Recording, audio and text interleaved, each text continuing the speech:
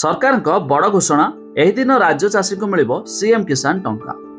आपण माने जानिछंती आम राज्य सरकार पूर्वरु कालिया योजना लॉन्च करथिया बेले ताहाको बंद करा जाई सीएम किसान आरंभ करायछि, जाकी वर्षको दुईटी किस्ती रे 2-4,000 टंका देउछंती मोहन माझी।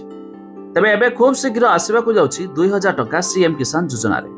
केबे मिलिबो कयमानकू मिलिबो कोन रहिछ अपडेट जानिबा शेष पर्यंत देखंतु। ता पूर्वरु वीडियो को लाइक करंतु, सब्सक्राइब करना थिले एबे सब्सक्राइब करी पाखर थिबा घंटी चिन्ह को दबाइ दियंतु। देखंतु सोमवार चाषी को अकाउंट को आसीछि पीएम किसान टंका। 35 लाख चाषी को अकाउंट को टंका पठाइले प्रधानमंत्री। तेबे अक्षय तृतीया रे आसीबो सीएम किसान टंका।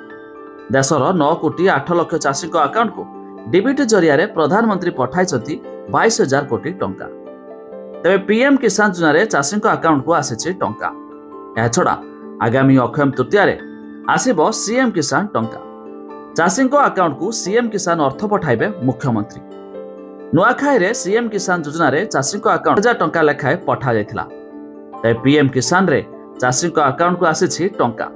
तबे चलित बजेट रे सीएम किसान योजना पई व्यय बराद करिसथि सरकार।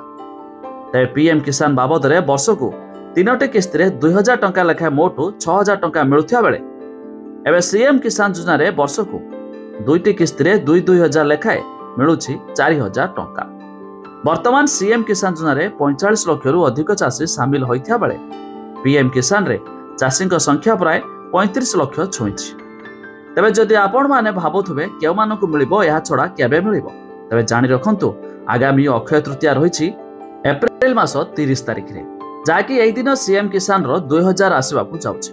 हेले जदि भाबुथबे काहाकू मिलिबो, तबे यार लिस्ट देखिया पाई हेले जार लिंक आमे डिस्क्रिप्शन लो देइछु, आपण माने जाई मध्य चेक कर दे पारिबे।